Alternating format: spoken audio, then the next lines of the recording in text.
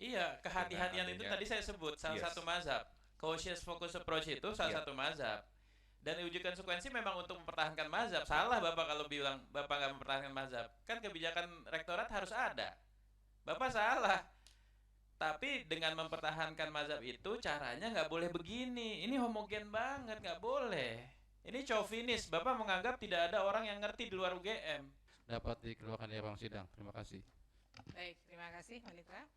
Kepada para pihak saya sampaikan, hari ini kita adalah sidang lanjutan, di mana dalam persidangan sebelumnya majelis meminta kepada pihak termohon untuk membawa informasi yang disengketakan. Sudah dibawa ada? Ada di bawah ya? dijelaskan. Ya? Sudah dimasukkan dalam uji konsekuensi. Sudah dimasukkan dalam uji konsekuensi. Boleh majelis lihat hasilnya?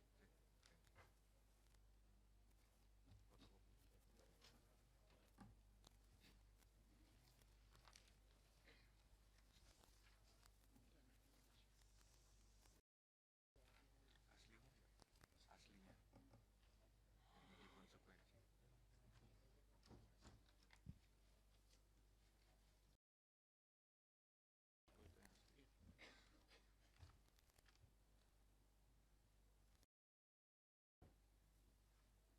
Ini ini yang melakukan uji konsekuensinya ya Pak? Betul. Iya ya. Ada dekan, wakil dekan, PPID utama, PPID pelaksana. Pakar hukum ini dari Fakultas Hukum Universitas mana nih Pak? Dr. Muhammad Fathahillah Akbar. UGM juga. Pak, yang kemarin hadir di persidangan pertama siapa Pak? Ada nggak di sini? Bapak ya, berdua ya. Kan kemarin majelis meminta untuk melibatkan pihak eksternal ya, unsur masyarakat.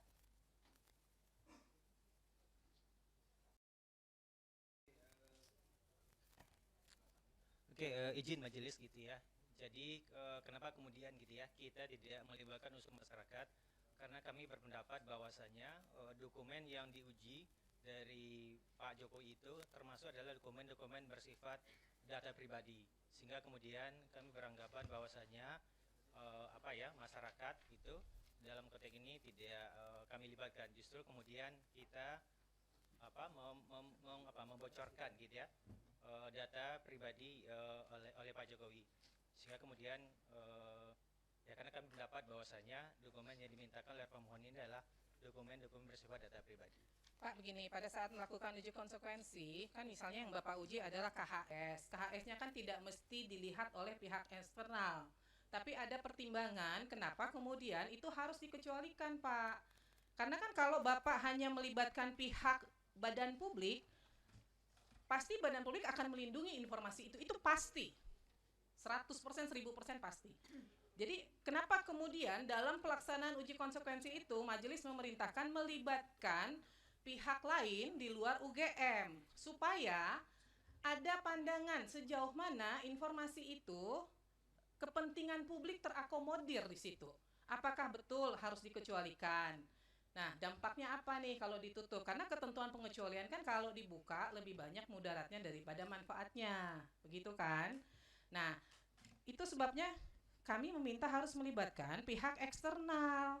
Kalau nih saya nih bagian dari Komisi Informasi, kalau saya melakukan uji konsekuensi untuk informasi yang kami kuasai, saya akan bilang itu dikecualikan, Pak. Maka perlu pandangan dari pihak lain, masyarakat, begitu loh. Iya betul Ibu gitu. Tapi sekali lagi kami di internal kemudian berkesimpulan bahwasanya itu adalah data pribadi gitu ya. Sehingga kemudian kalau kemudian masyarakat diundang gitu kan, itu kan kemudian kan kita menginformasikan data pribadi seseorang yang notabene itu adalah satu belum ada persetujuan dari si pemilik data gitu. Yang kedua, saya kira kami juga dalam konteks kehati-hatian ya, kerahasiaan gitu. Kami memang menganggap bahwasanya kalau kemudian ada masalah di situ kami khawatir justru kami kemudian kan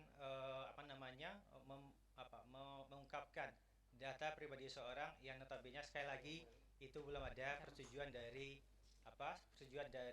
pemilik data. Yang kedua penting juga adalah itu belum ada juga putusan dari pengadilan ya yang memerintahkan kami untuk mengungkapkan data itu. Jadi atas dasar itu kemudian kami berpendapat bahwasanya kami dalam konteks ini tidak melibatkan masyarakat. Pak, sebentar saya tanya nih. Oke. Bapak melakukan uji konsekuensi, ini misalnya saya ambil contoh nih KHS. Ini hanya terkait KHS-nya Pak Jokowi atau KHS secara keseluruhan yang Bapak uji? Oke, sesuai dengan apa di SK tersebut itu khusus KHS-nya Pak Jokowi. Nah, kalau KHS pada umumnya diminta oleh publik terbuka atau tidak, Pak? Kalau Pak Bu, Kalau misalnya nih publik meminta KHS atau yang lainnya di luar itu, ini terbuka atau enggak? iya, saya kira kalau konteksnya ada tadi uji konsekuensi Ibu, kalau Iya. konteksnya dia melibatkan masyarakat, sekali lagi kami berpikir bahwasannya KHS itu data pribadi. Jadi kami tidak melibatkan masyarakat dulu dalam konteks ujian konsekuensi. Kecuali dasarnya ada persetujuan dari apa ya si pemilik data ataupun nanti ya tadi Nah, itu. perintah dari KIP. Karena sekali Pemahamannya lagi, itu Bu, Pak, oke. pemahamannya Bapak melakukan uji konsekuensi bukan hanya terhadap KHS-nya Pak Jokowi. Karena kalau Bapak mengatakan KHS untuk Pak Jokowi dikecualikan, maka secara global untuk siapapun itu menjadi informasi yang dikecualikan. Ya kan? Uji konsekuensi yang Bapak lakukan, kenapa kemudian harus melibatkan masyarakat? Masyarakat akan Bapak harus kasih dasar-dasarnya apa yang menjadi pertimbangan. KHS ini harus dikecualikan. Ada informasi pribadi. Informasi pribadi apa sih yang terkandung di dalamnya?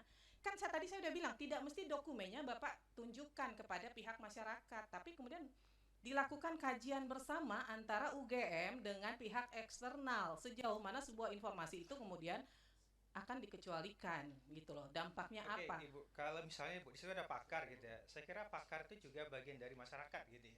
Nggak bisa Pak, itu kan maka tadi saya tanya pakar ahli hukum ini dari UGM atau bukan? Iya, betul. Dari UGM kan? Betul, betul. Ya, jadi kan perintah majelis Tapi gini, melibatkan, Pak ini perintah majelis loh, kami memerintahkan harusnya melibatkan pihak luar. Gitu loh, kan? Iya, Tapi Bapak oke. tidak melakukan. Ya, gitu. sekali lagi Bu, kami berangkat dari sikap yang kehati-hatian yang notabene itu juga Pak, dijamin oleh Begini, PDP. Oke. kemarin harus dihargai yang namanya perintah majelis, ya. Pemahamannya seperti yang sampaikan ketua majelis, bukan dokumennya, tapi formula-formula. Misalnya tadi ijazah seperti apa formulanya? Oh, ada nama, ada data. Jadi tidak dokumennya. Kalau melibatkan pihak lain itu lebih independen, Pak. Terlepas itu punya siapa, baru dikategorikan lagi. Jadi ketika perintah majelis, kalau Bapak kemarin tidak sepakat, Bapak bahasnya kemarin. Jadi supaya lebih cepat persidangan hari ini kita melihat beranggapan pertama Bapak tidak menghargai perintah majelis. Ya kan? Kan tidak harus dokumennya. Kita dalam hal ini melihat dokumen itu tidak membedakan pemilik siapa. Oke. Ya kan? Jadi nggak usah berdiskusi dalam arti yang di sini saja Bapak memperlihatkan bahwa tidak independen, ya kan, untuk melihat suatu persoalan. Jadi kalau kemarin perintah majelis ada melihat bahwa ini kalau melibatkan pihak eksternal, maka kajiannya lebih independen. Bukan lebih lagi, memang independen. Tidak harus dokumennya, tapi formula. Kalau ada ijazah seperti ini, kalau KHS data apa saja, tanpa memperlihatkan. Itu. Kasih. Apa boleh menanggapi atau Izin Bu Ketua. Silakan. Ini seluruhnya kan berarti dari UGM ya? Iya. Apa saudara Bentar. Memohon sebentar ya. saudara termohon ini berarti seluruhnya dilakukan oleh UGM. Berarti UGM tidak menganggap ada entitas akademik lain selain UGM yang mengerti Yang masalah handphonenya ini. bunyi tolong dimatikan ya.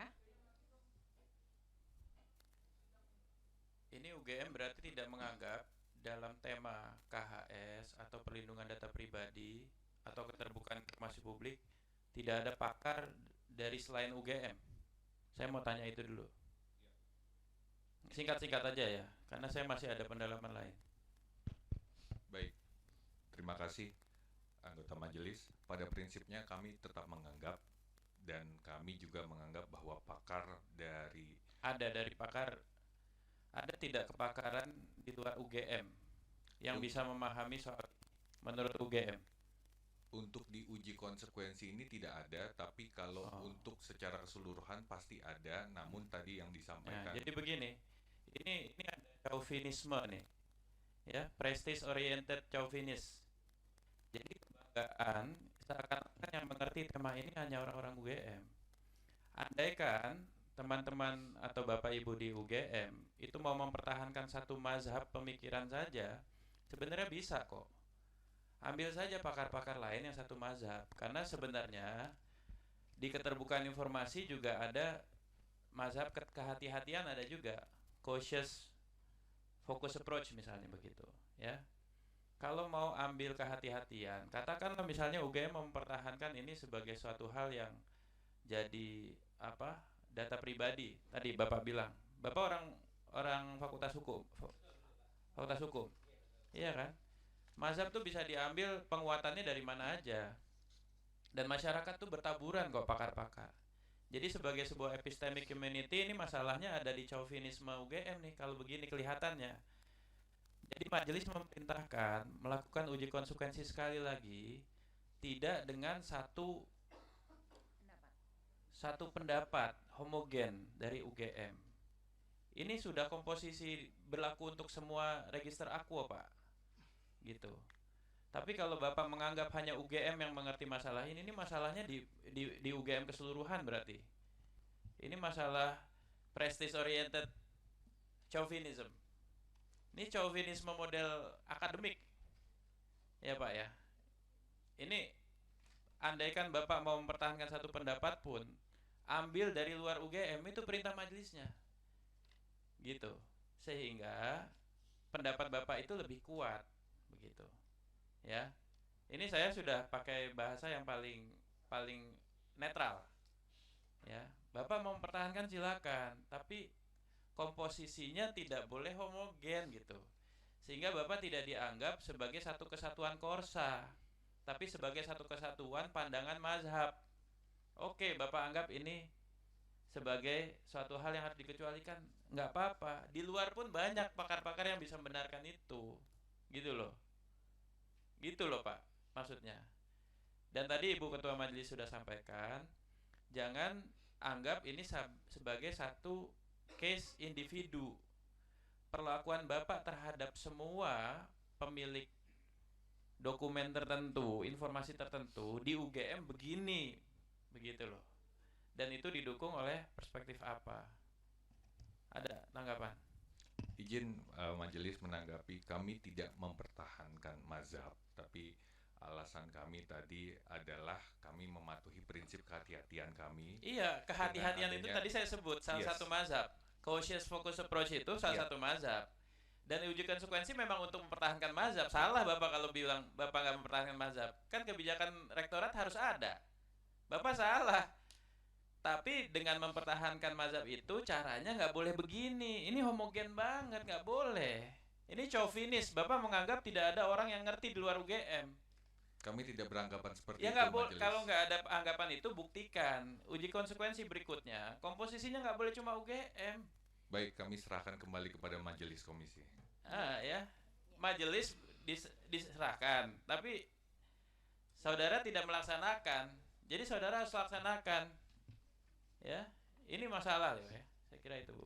Pak, jadi begini ya, nanti kami minta dilakukan uji konsekuensi ulang, tapi Bapak tidak spesifik menyebutkan misalnya nih ya, ini kan karena ini menjadi hasil uji konsekuensi dari UGM ya, maka Bapak tidak menyebutkan misalnya daftar nilai program sarjana dan program sarjana muda Joko Widodo. Enggak Pak, Bapak harus melakukan uji konsekuensi secara global. Apakah benar daftar nilai program sarjana itu masuk kategori informasi yang dikecualikan untuk siapapun? Karena kalau dikecualikan itu dia berlakunya umum Pak, bukan hanya person to person. Apakah kemudian terkait dengan nilai kerja nyata itu menjadi informasi yang dikecualikan?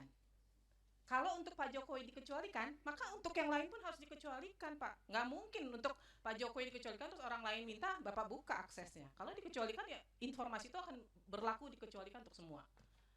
Kemudian terkait misalnya laporan tugas akhir, skripsi, benar nggak ini dikecualikan? Tidak dikecualikan, dikatakan berita acara sidang dikecualikan, benar nggak? Untuk semua alumni atau dari UGM berita acara sidang menjadi informasi yang dikecualikan. Itu harus berlaku sama Pak. Jadi nggak bisa informasi itu untuk si A terbuka, untuk si B dikecualikan, nggak bisa. Uji konsekuensi itu berlaku untuk semua, begitu. Jadi saya nggak mau di sini ada kata-kata surat keputusan yudisium untuk Joko Widodo, nggak bisa Pak. Bapak ini berarti kalau Bapak sudah menyatakan surat keputusan yudisium dikecualikan, maka untuk semuanya itu menjadi dikecualikan. Nah, Bapak harus melakukan uji konsekuensi, dan di sini Bapak harus menyebutkan nih. Di sini kan nggak disebutkan nih Pak. Bapak menyebutkan, saya kasih contoh ya,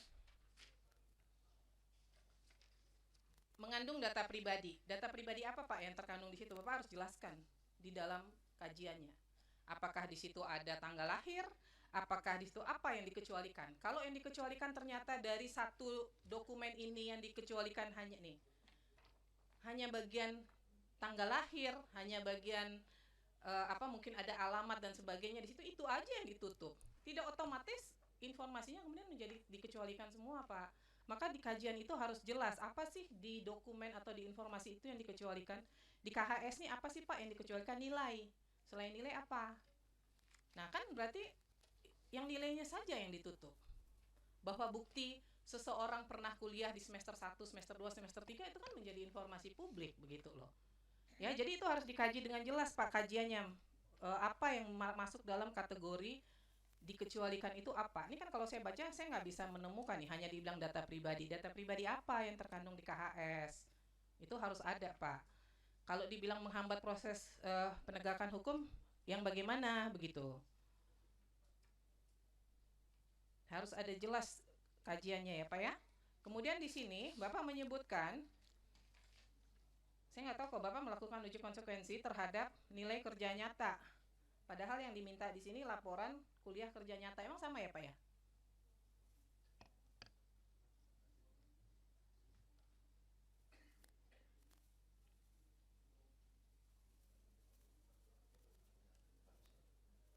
Coba silakan. Satu kali aja dipencet Pak. Satu kali aja. Ya. Tes. Iya.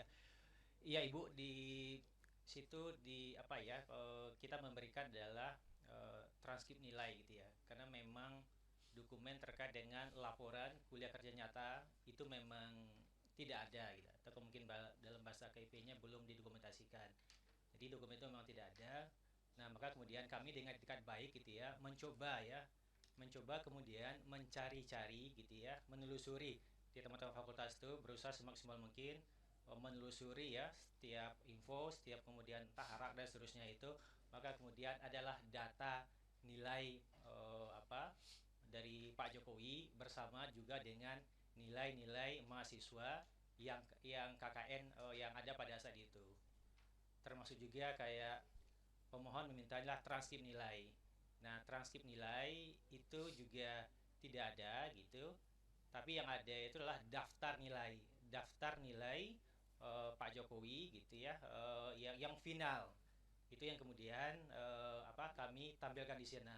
Jadi kami paham ya, pemohon ini kan tidak tahu nih kira-kira ya zaman itu tuh kebutuhan dokumennya apa. Nah, sehingga kemudian kami kalau itu ada dokumennya, kami sampaikan dan kami uji konsekuensinya. Jadi itu Ibu. Ya, jadi begini Pak, Bapak ketika melakukan uji konsekuensi kan kami minta harus berdasarkan informasi yang sedang disengketakan kan. Maka Bapak harus mengacu ke sini Pak. Misalnya, nih, laporan kuliah kerja nyata. Terlepas dari Pak Jokowi-nya ada atau enggak, kita nggak ngurus. Okay. Itu nanti di pembuktian. Ada nggak sih sebenarnya gitu. Tapi Bapak harus melakukan uji konsekuensi. Apakah laporan kuliah kerja nyata itu sebenarnya terbuka atau tertutup? Itu dulu Pak.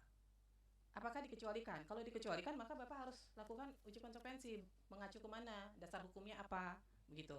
Kemudian laporan tugas akhir. Jadi jangan di sini dimintanya laporan kuliah kerja nyata, Bapak bikin di sini yang diuji nilainya, padahal yang diminta laporannya. Kan jadi nggak sinkron nih Pak. Ya kan? Maka kan majelis nanti akan membuat pertimbangan berdasarkan hasil uji konsekuensi. Maka harus mengacu ke sini. Jadi Bapak semuanya harus mengacu ke semua informasi yang diminta ini. Ya, jadi kalau yang diminta laporan jangan Bapak uji nilai, kita tahu kalau nilai dikecualikan itu kita tahu. Jadi yang diminta laporan, apakah laporan lagi-lagi mindsetnya Bapak harus berpikir bahwa untuk semua, bukan hanya untuk Pak Jokowi.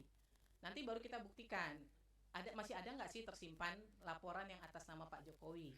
Tapi secara global untuk laporan kuliah kerja nyata menurut UGM tuh terbuka atau dikecualikan. Itu dulu, Pak. Kalau Bapak menyatakan itu dikecualikan, Bapak lakukan uji konsekuensinya. Kalau enggak usah Bapak lakukan. Jadi kalau di sini yang kayak seperti Bapak bilang ini terbuka, itu nggak perlu Bapak uji sebenarnya karena terbuka kan. Yang tadi di sini ada dikatakan laporan tugas akhir tidak dikecualikan. Berarti Bapak nggak perlu lakukan uji konsekuensi. Uji konsekuensi itu hanya untuk informasi yang menurut UGM adalah masuk kategori rahasia. Itu yang harus Bapak uji konsekuensi. Begitu. Ya, sejauh mana itu harus ditutup kepada publik begitu. Jadi dan lagi itu berlaku semua ya, bukan hanya atas nama Pak Jokowi, tapi untuk semua. Kemudian SOP yang diminta ini mungkin waktu itu nggak ada menurut Bapak. Tapi di era sekarang ada nggak? Kalau ada itu terbuka atau dikecualikan? Gitu loh. Kalau nggak ada ya Bapak nggak perlu lakukan uji konsekuensi karena memang nggak ada, tidak pernah ada di UGM begitu. Begitu ya Pak ya? Baik. Gimana? Silakan. Ketua Majelis, ya. Nanti untuk SOP itu kita tidak akan perlu masukkan karena memang saat itu tidak ada SOP, hanya ada buku petunjuk. Betul. Itu buku petunjuk kami sampaikan karena bentuk itikat baik kami. Oke. Di situ kurang lebih mirip-mirip dengan apa yang dimintakan oleh dari pemohon. Adalah SOP di situ ya? Iya. Iya. Nah itu terbuka apa tertutup Pak? Terbuka. Terbuka ya, berarti nggak perlu Ketua diuji Majelis. kan? Baik. Ya, nah nanti dicek ulang lagi ya Pak ya. Ini harus disesuaikan karena ini hasil uji konsekuensinya nggak sesuai sama sekali nih. Ya. Izin Ketua Majelis, Iya. mohon penegasan yang kami uji konsekuensikan itu dokumen yang dimintakan oleh pemohon secara rigid dengan atas nama Bapak Joko Widodo atau secara global. Jadi Mohon pertama Bapak penjelasannya. melakukan secara global dulu.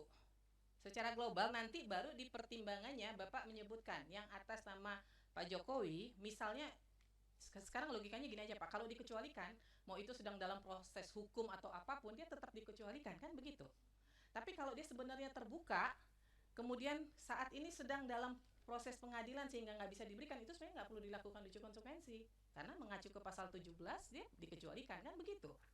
Yang Bapak lakukan uji konsekuensi adalah ketika siapapun yang meminta, UGM akan menyatakan itu dikecualikan, siapapun.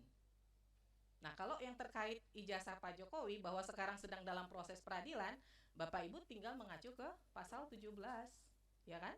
Bahwa di situ dengan jelas disebutkan masih dalam proses peradilan menjadi informasi dikecualikan. Nah, tapi kami sedang mendalami lagi dari UGM karena yang menjadi para pihak kan bukan UGM nih.